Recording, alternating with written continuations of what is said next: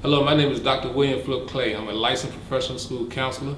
I've been working with children for over 15 years. I'm the author of Post-Traumatic School Disorder Empowerment Strategies for African American Males. I'm also a national consultant, trainer, and speaker. I'm a graduate of Virginia State University, West Virginia State University, and Argosy University, the American School of Professional Psychology in Washington, D.C. Today, I'd like to introduce you to emotional, psychological incarceration. Sit back, relax, and enjoy. Man, I gotta go to the bathroom. Man, I don't know what I ate. Boy, that thing turned my stomach up. Whew, man. Boy, it's going no, you gotta go to the bathroom. All this thing. Oh, God. Thing not working. Oh, Lord, just gotta put this thing, come on. I gotta go to the bathroom. Woo! Boy, this gonna feel good right here. Somebody left some questions. I gotta go. Somebody, let me answer these questions. Questions? Why are there questions in the back? Okay, let's answer these questions. Have you ever seen a toilet? Look like a toilet to me. Yeah, I seen one. Have you seen one? Oh, there's one right there. Why do people sit on the toilet? Somebody wanna know why we sit on the toilet, man. I know when I sit on the toilet, I gotta get what's inside of me out. But man, that thing be turning your stomach up. When you get it out, woo! My. How do you know you need to sit on the toilet? Your stomach gonna tell you. I'm trying to tell you. You eat them beans and them rice, oh yeah, you gonna know you need to sit on the toilet. Oh yes, a toilet right there. That's it right there. You know? How does it feel when you finish releasing waste? How does it feel? Man, you know, you ever seen somebody sit on the toilet and they be like, oh.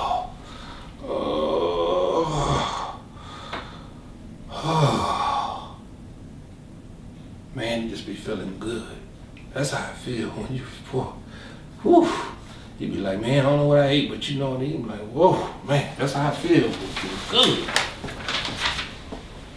What happens if the waste don't come out? When I sit on that toilet, don't come out. Man, that thing will jack me up. We be jacked up. I couldn't even go to sleep. Man, you try to go to sleep when your stomach is bubbling because something in there need to come out. Man, you gonna be messed up. I know somebody probably saying, well, Dr. Clay, why you in the bathroom with a toilet and you talking about what? I'm talking about emotional, psychological incarceration. See, it's 3 stages. The first stage happens from birth to the age of 14. That's called emotional constipation. And that occurs when you are exposed to a trauma as a child. Your emotions become constipated because boys are not taught how to deal with our emotions. So we internalize our emotions. We hold our emotions in, and then our emotions become unemployed, and those emotions become constipated. And if you don't address the constipation, at the age of 14, your emotions go into an emotional incarceration. That occurs from the age of 14 into adulthood. And if you don't address the emotional incarceration or the emotional constipation, you go into a physical incarceration. We have approximately 2 million African American men in prison. Why? Because there was a trauma that occurred as a child. Because we were taught to be tough, not to express our emotions. So we internalize the anger. We internalize our parents arguing. We internalize trauma. We internalize our father not being in our life, but we try to be tough. But deep down inside, we're hurting. We're constipated. We don't address it. Then we become incarcerated. And then we go out here and do something stupid. And then we become physically incarcerated. Emotional psychological incarceration has no color. It affects boys just like it affects girls. But the problem is boys are not emotional beings. So we internalize our constipation. So in order to be free and to be set free, young people, in particular who I'm talking to today, students in school, in the public school. Some of you listening today, you are getting in trouble because you're emotionally constipated.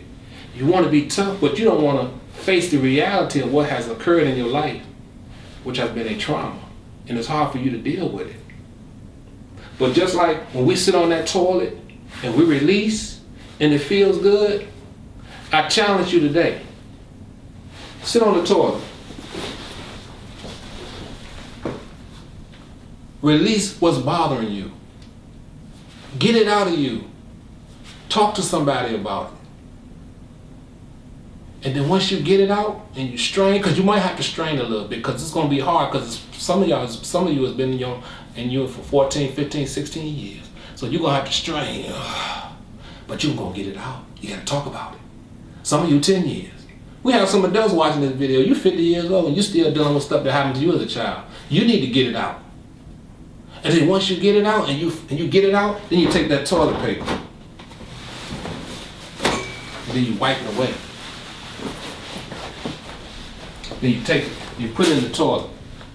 Because we're going to put divorce in the toilet. We're going to put mom and dad fighting in the toilet. We're going to put my bad behavior in the toilet. We're going to put not listening to my teacher in the toilet. We're going to put all that trauma that you've been exposed to that you haven't talked about. We're going to get it out. And then what we're going to do, we're going to release it. Because it's going to help, it's going to make you feel better. And then we're going to flush it down the toilet. And after we flush it, we're going to pull our pants up. You're going to get yourself together. Then you're going to take your hands and put some soap on it, because I want to make sure you're clean. And then we're going to dip some water in, because you got to dip yourself in the water to make it feel good.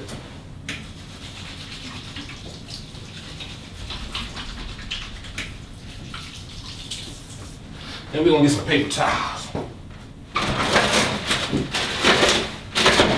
We're going to wipe our hands. Man, I'm feeling good already. And you know it's probably stinking, because you know this stuff been inside you 10 to 15 years, 10 years, 11 years, 20. Some of y'all 40, 50 years. So after you get it out, wash your hands and everything, you got to have some air freshener. So we're going to spray the funk away.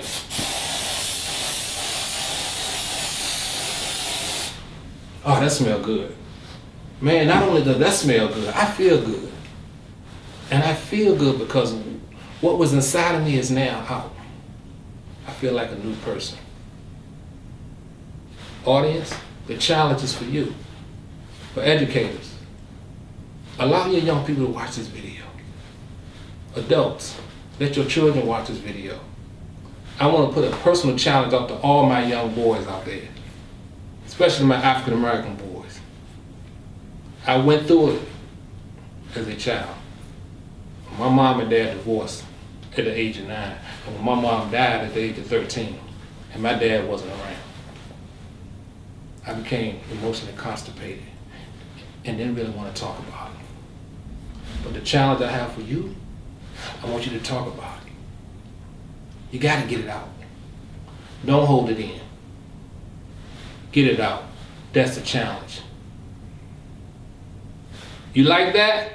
I like that. Get it out.